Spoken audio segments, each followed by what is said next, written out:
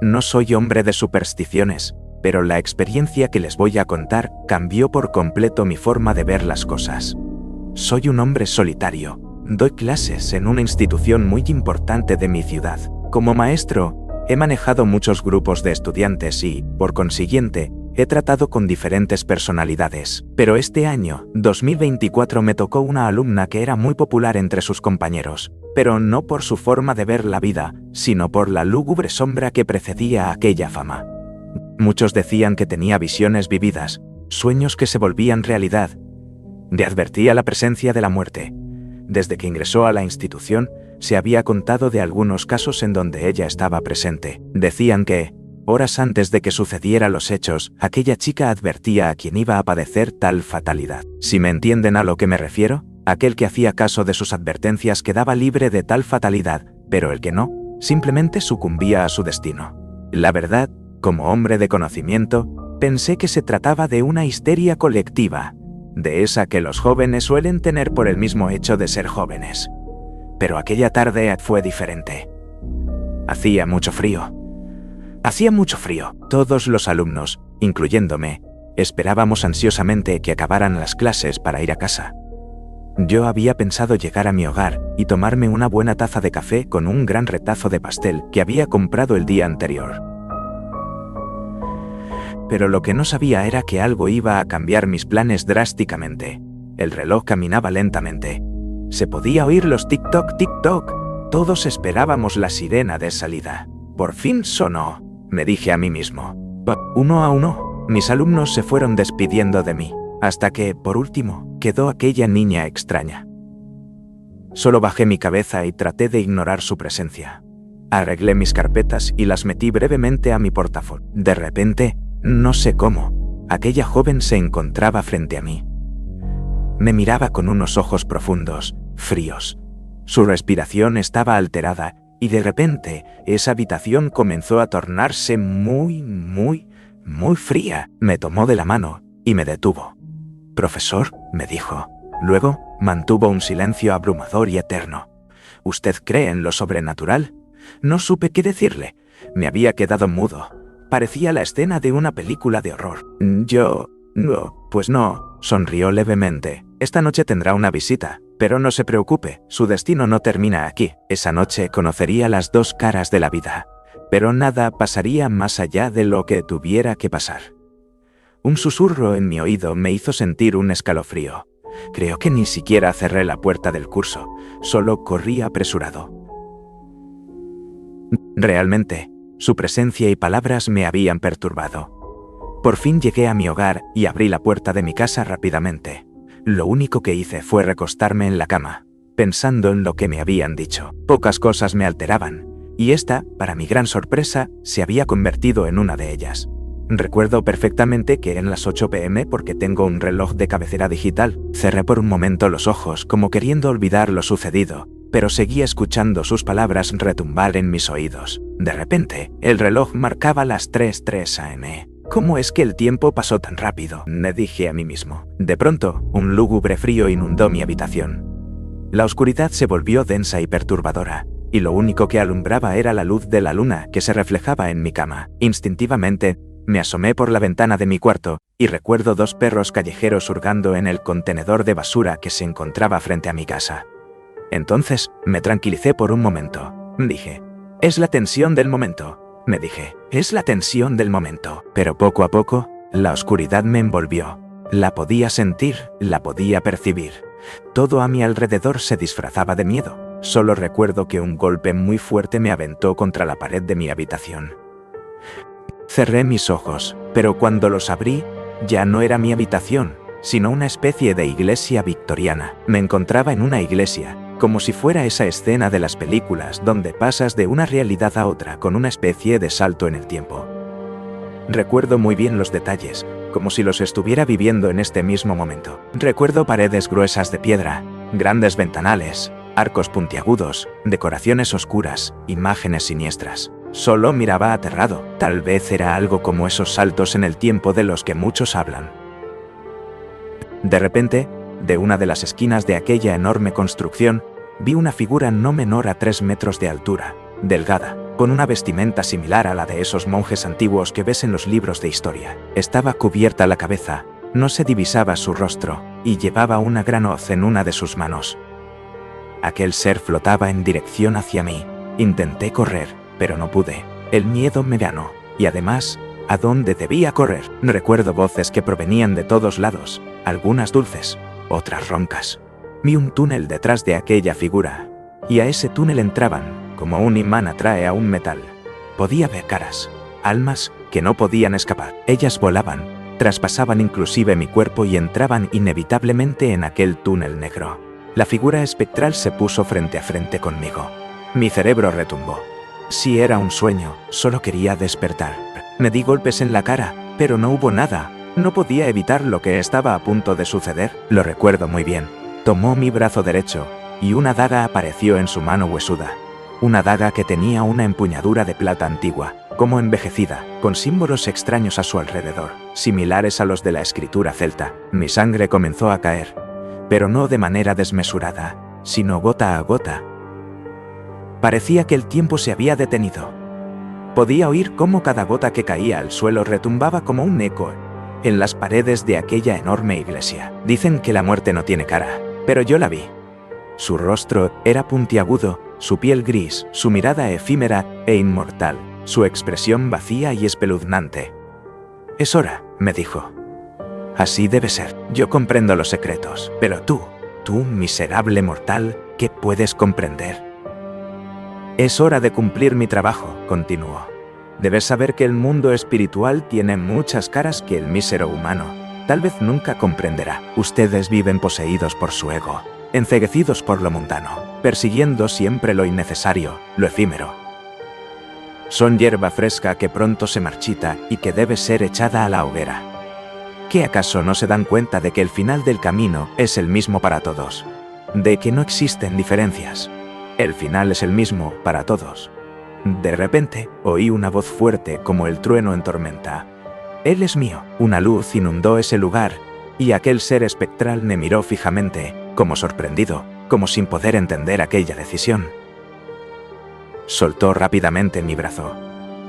Apenas pude ver aquella luz cegadora. De repente, ante mis ojos, un hombre de aspecto fuerte, grande, muy grande. Podías percibirlo como el hierro fundido. Su presencia implicaba poder. Sus pisadas retumbaban con cada paso que daba, y todo a su alrededor se volvía nada. Lo miré, y él me miró fijamente. Me tomó del hombro, y fue en ese momento, cuando como un libro abierto, vi los recuerdos perdidos de una niñez alegre y una juventud inocente. Me vi feliz, asistiendo con mi madre a la iglesia cristiana. Cantaba con gozo y alegría las alabanzas. No me sentía avergonzado de nada. Al contrario, proclamaba aquel nombre que había olvidado por mucho tiempo. Entonces, lo miré nuevamente y lo abracé. «Jesús, Jesús, ¿eres tú?», le dije. Como lo sabía, no sé, nunca lo había visto, solo lo sentía en mi corazón. Una última página de ese libro se proyectó. Mi recuerdo más profundo, aquella tarde de verano, había decidido entregar mi vida a Cristo. Me vi bautizándome en aquel río muy feliz. Y vi algo más, algo que en ese momento no podía registrarse. Vi a aquel que en ese momento se encontraba frente a mí, parado en el río, sosteniendo mi cabeza, sonriendo, muy feliz, y colocando una corona de oro con una pequeña perla en mi cabeza. ¿Cómo había podido olvidarme de aquel que por mucho tiempo me amó, creció y con los años lo olvidé? Mas él no lo hizo conmigo. Lo abracé fuertemente y vi una lágrima que parecía una perla caer sobre su mejilla. Sus ojos, semejantes a una composición de arcoíris, me dijeron sin hablarme: «Aquí estoy, nunca te dejé». De repente, aquella sombra espectral huyó, espumando. Él me tomó entre sus fuertes brazos, haciéndome caer en un sueño muy profundo y enriquecedor. Desperté sobre mi cama. Se oía el trinar de los pájaros al amanecer.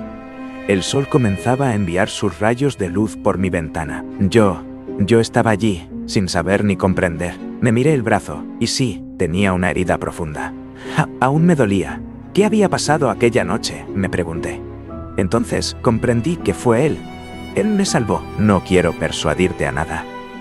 Tal vez no la comprendas ni la creas, pero quiero decirte que el mundo irreal, el mundo de fantasía en el cual vivimos, es solo eso, una fantasía. Aún tengo la huella de esa herida, la prueba de mi encuentro fatal, la prueba de que existe un mundo más allá, una dimensión espiritual que, aunque muchos lo nieguen, sí puede hacernos daño, tanto física como espiritualmente. Un mundo al cual los verdaderamente despiertos pueden percibir.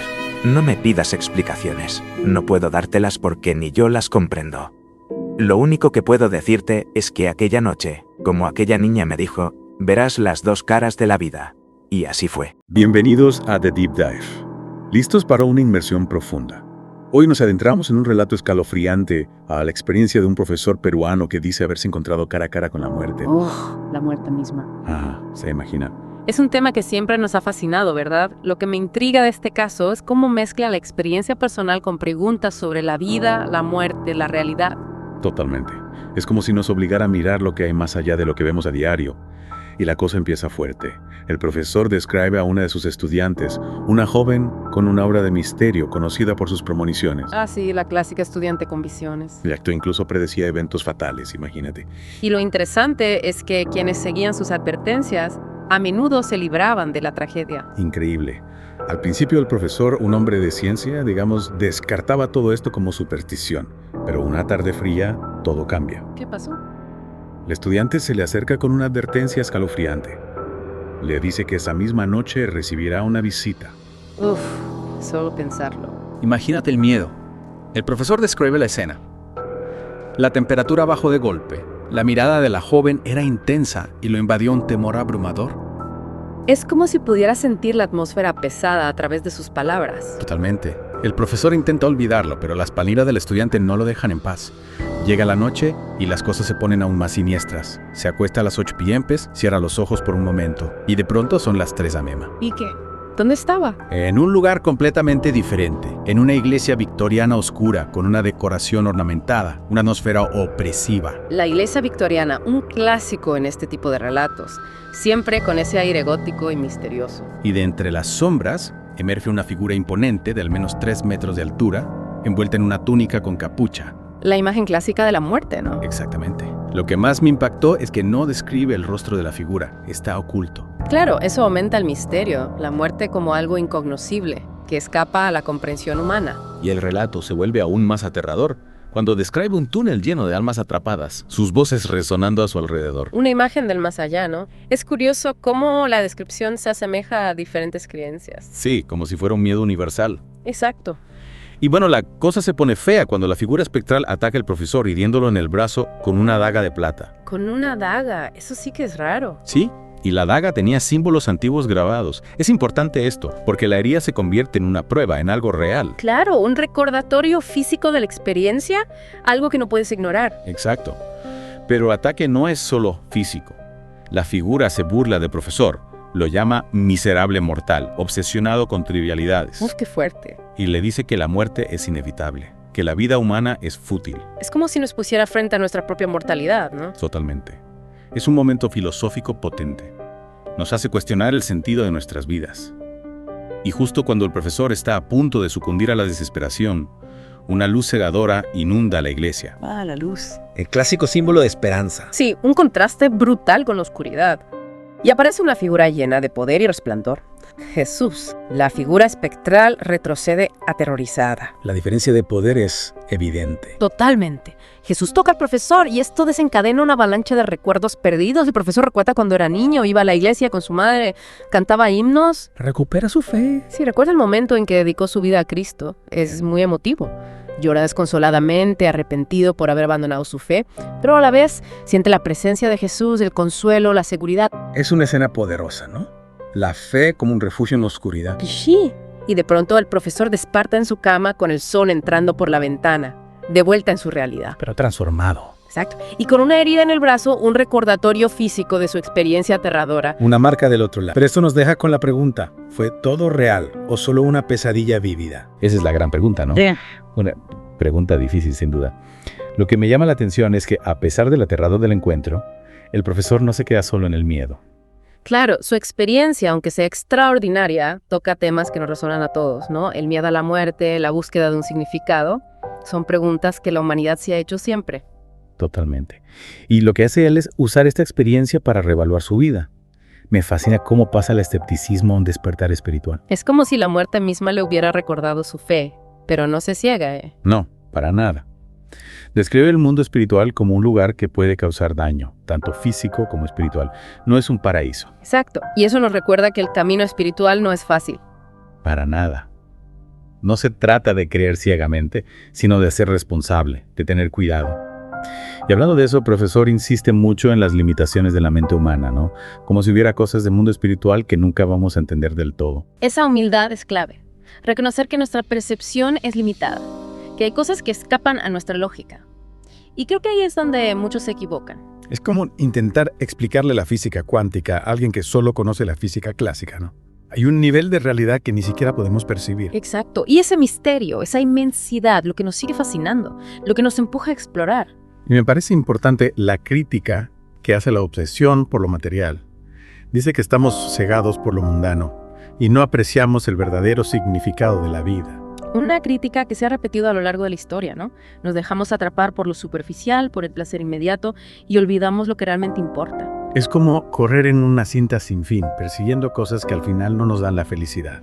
Nos olvidamos de disfrutar las cosas simples, la belleza del mundo, las conexiones con los demás. Es un llamado a despertar, a cambiar el enfoque, a buscar el significado no en lo material, sino en lo espiritual. ¿Tú qué piensas? ¿Has sentido alguna vez esa sensación de correr sin llegar a ningún lado? Totalmente.